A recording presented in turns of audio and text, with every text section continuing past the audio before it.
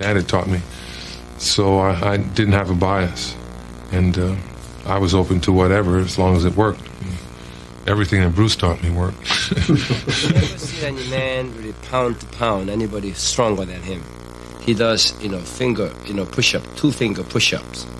I cannot do it 4, although I do 1,000 push-ups with this, but I cannot do it with my finger. He was, although about 5'8", his reach was that of a 6-footer. He had very long arms for a person 5'8". And then you can add to that incredible athletic skills, balance, hand speed, foot speed, great eye-hand coordination, great timing. All of that driven by a very intense will and instinct. He had the ability to say, well, I'm arrogant, but I'll show you why. There's a reason for it. And it was kind of a cockiness, the cockiness that I think all Americans kind of have inside of them, to say, well, I can do it, I'm good. He's probably the most dynamic person I've ever met in my life. I mean, he could go from 0 to 140 miles an hour in no time at all. Pow, and he'd be gone. He did the same thing to me that he did to James Coburn. What he did was he has this 1-inch punch. He straightens out his arm like this, places it against your chest, and then, by some strange action, he just kind of twitches, and you go flying back about 6 feet. I hit the wall and fell off of the wall, fell down, and I thought to myself, what in the hell happened to me? How in the hell did I go flying back 6 feet, hit the wall, fall off, and fall down on the ground? I'm the Pan American gold medalist for judo. How could this happen to me? We were working out of this big bag hanging out in the patio of the place one day, and a football tackling bag, and it was there for me to practice my running sidekick, and whenever we worked out on this patio. And I was trying to make the thing swing back and forth one day, and Bruce says, no, like this, and it went whah! And that running sidekick that ended in that crossover, boom, and the bag had just disintegrated out in the whole backyard was filled with old rags or whatever was stuffed to it. That was. I wouldn't go in the ring with him. I wouldn't. I mean, he is that fast and that effective, and especially his punching power. And I know anybody get hit with his punch will be knocked out.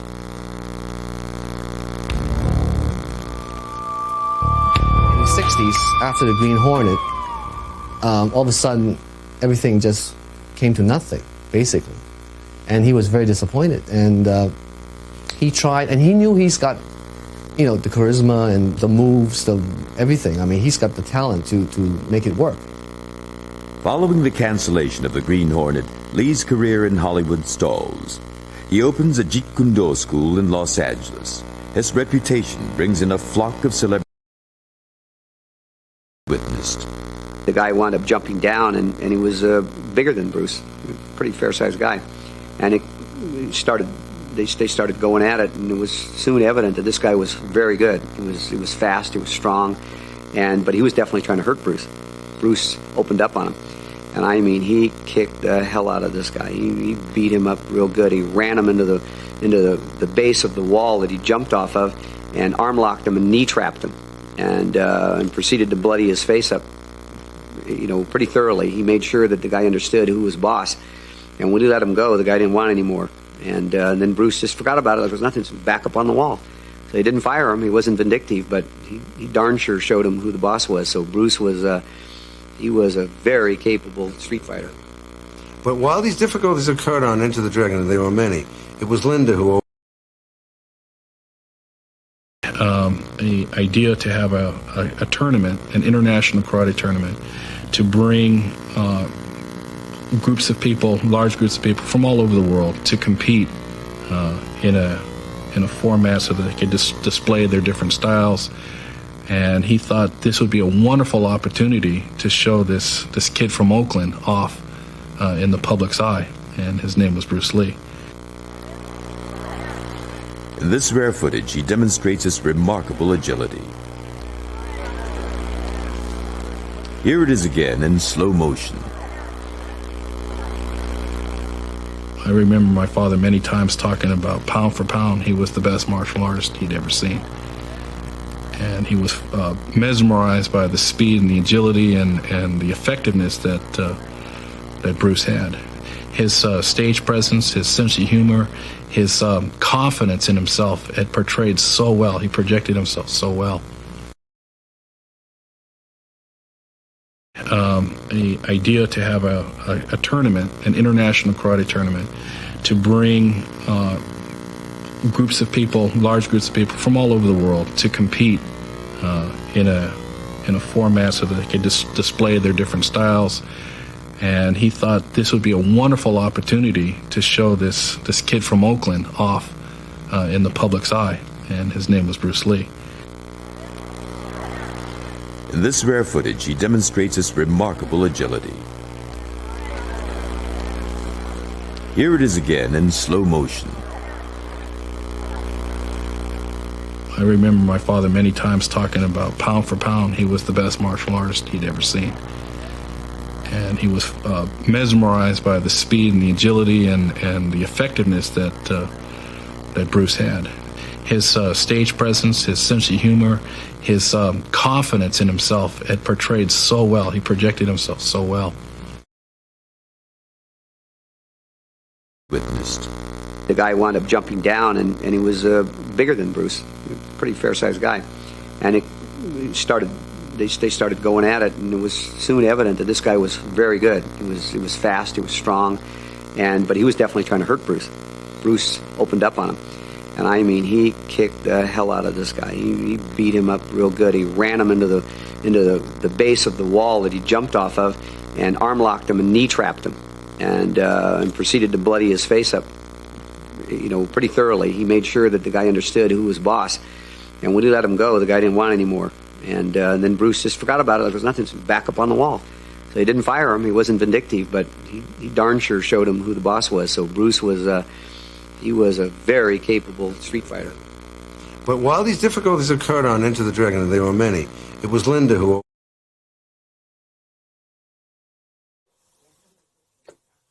For a guy who only weighed 138 pounds, and he weighed less than that when he passed away, he hit extremely hard. He could hit as hard as a heavyweight. He had real fast twitch muscle fibers, something he's born with. He trained hard. He worked on a lot of his stabilizers and muscles, and especially his speed. I always thought he was like the fastest guy who ever stood in front of me. He had incredible, what I call kind of a Zen level of consciousness. In psychology, we call it the implicit level of consciousness. You didn't know when he was going to squeeze that trigger. And he always knew when you weren't ready. He had blinding speed, especially with his hands. And I know that's because he stood in front of me and he popped me a few times. I always told people, I know how hard Bruce Lee could hit. I know how fast he was because he nailed me. And I've always told people, I know what real Jeet Kune Do was because I got popped with it a few times.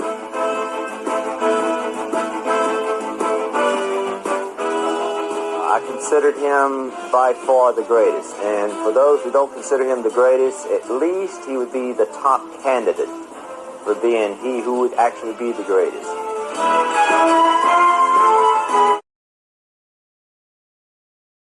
Always kind of experienced now.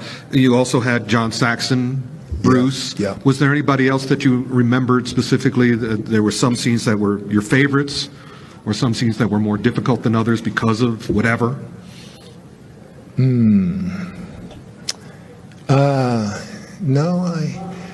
No, I enjoyed working with John Saxon. Yeah. John Saxon, great actor. I was very fortunate to have, in my opinion, the greatest martial artist ever lived. Yeah. Bruce Lee. I'll talk to you about that later. Probably have questions for me on that. But in my opinion, I'll tell you right now, I fought the best. I trained with the best. I know great martial artists, and there's never been anybody, in my opinion, like Bruce Lee. Bruce Lee was unbelievable. Mm-hmm. Absolutely unbelievable, guys. You don't know how great this guy was. People don't really know. Well, I think they do, actually, because he's still the icon. I mean, as Fred Weintraub said, when you say Western, some people may think of John Wayne, some people may think of Clint Eastwood. Yeah. But when you say martial arts, that's right. Bruce Lee's the first name. That's right. And I'm not just talking about actor. Right. I'm talking about martial artist. Right. Guy who knew his stuff. This guy was. I don't. There's stories I know about Bruce Lee that I don't even share because I have respect for the people, other people in the martial arts, and it's not necessary for me to name names. I know who Bruce Lee sparred with. Yeah. I know. They won't tell you, but I know people he sparred with. I never mention their names either. But Bruce Lee was untouchable. Yeah. Is it in the book? Is it in your book? No. Come on, man. I mention this, but I never tell the names. Can I get everybody to swear to secrecy? Can you say one name? No. Can you mix them up? Can you have a jumble of a name? No, I have too much respect. Can I guess? No, you probably could. Yeah, I probably could. Because I know a lot of people he sparred with as well. I wouldn't confirm it. Yeah, there you go. That's fair enough. But I just have too much respect for other guys in martial arts. Well, go ahead. But he was the speed, the timing, the technique, unbelievable. Bruce was the type of guy that he would spar with you. He could spar with a guy. I'm not saying whoever, John Doe. John Doe the great. Great champion. Okay? John Doe. Yeah. No, it doesn't matter what size. You can be a lightweight, middleweight, heavyweight. Didn't matter, Bruce. Bruce was lightweight. What was Bruce? 155? If he wet, 145. 145. Yeah, soaking wet. Yeah. Like one, maybe. Yeah. And how tall? 5'7", maybe. 5'7", no more. He could spar with anybody, any size. Didn't matter what size you were. And he would spar with you, and hands and feet. And then he'd say, okay, let's just go hands. Just hands. Guy was incredible. That's Kung Fu. I'm going to leave it at that. Yeah, that's Kung Fu. Like some people say to me, well, Bruce Lee didn't fight in tournaments because he couldn't use his technique. No, that's not true. Bruce Lee would have made the adjustment to fight in point karate championships. If he wanted to, he could have made the adjustment. A couple of people were his students who were point karate champions. They studied with Bruce Lee. But when they came to point karate tournaments, they made the adjustment. You can make that adjustment according to what you're doing. And Bruce would have done the same thing. I don't know if I told you or not, but Bruce was, I don't think you asked me, but I will tell you that speaking of Bruce Lee, guy, it was absolutely unbelievable. So many people don't know how great he was. I mean, people always ask me to come up here, they say, Jim, how great was Bruce Lee? I said, you don't really know, and a lot of people won't tell you how great he was, but I will tell you. In my personal opinion, Bruce Lee was a step above everybody. I mean, everybody. During that era, even today, I mean, it holds up today, but during that era, the 60s and 70s, Bruce was just great. And in my opinion, he was just a step above. No matter how great everybody else was, Bruce was, boom, just a little step above. He was just absolutely unbelievable. I'm talking about sparring. I'm not talking about just working techniques. I'm talking about when it came to sparring, Bruce was unbelievable. Unbelievable. People don't know. They don't know. He's like the Michael Jordan, beyond Michael Jordan. It's very interesting. Bruce was the type, let's put it this, Bruce was the type of guy that could spar with you, hands and feet. Then after that, he'll say to you, he'll say, okay, let's go hands only. It's just unbelievable. He could go hands, or he could go hands and feet. Doesn't matter to him. And he was a level above everybody, as far as martial arts.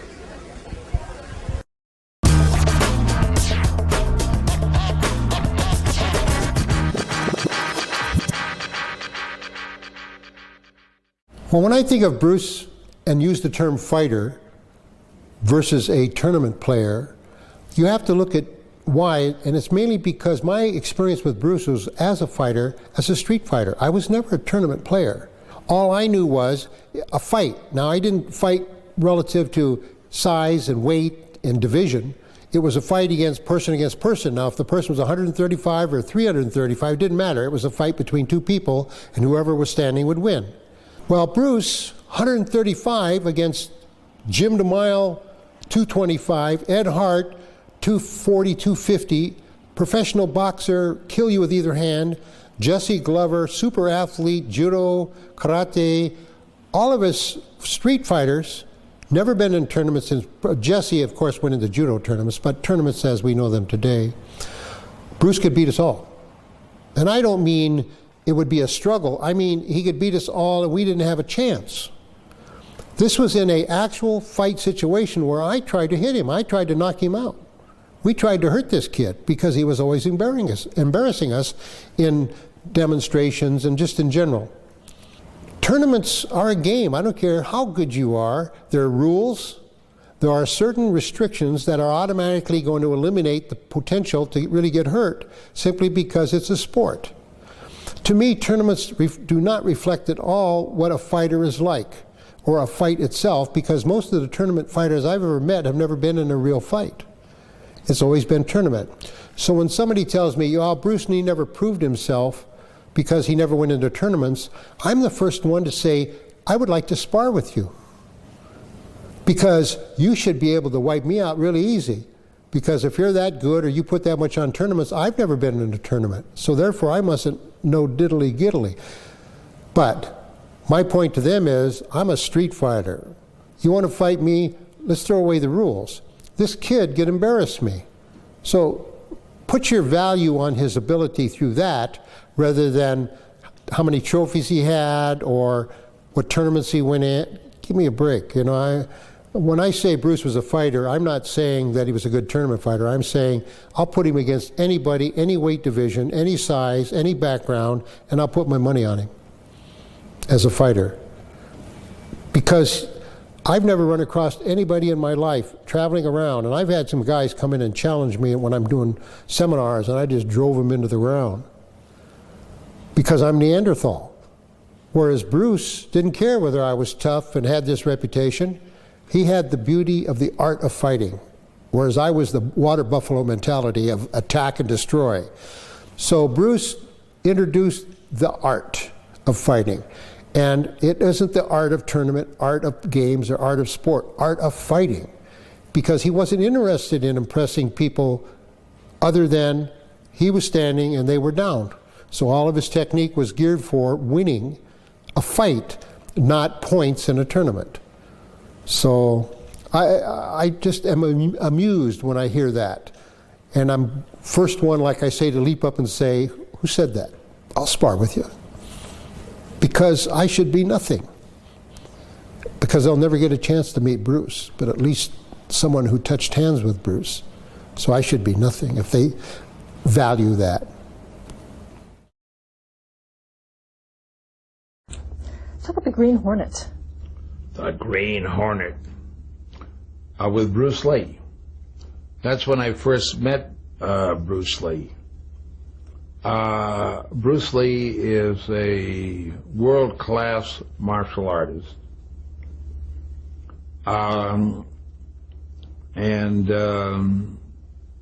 Wonderful guy. And the fellow that ran the stunts on it told me, hey, this guy that drives the car wants to do all the fights, and the actor isn't athletic and he doesn't want to do it, so this Chinese guy wants to do it.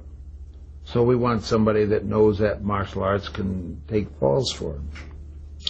So I ended up working for the Green Hornet, doing a lot of the shows, and I got close to Bruce Lee, and he came down to my school and worked out for over a year privately, and I went and worked out with him at his school, and I taught him judo and wrestling and stuff like that, and some finishing holds, which he later worked in some movies.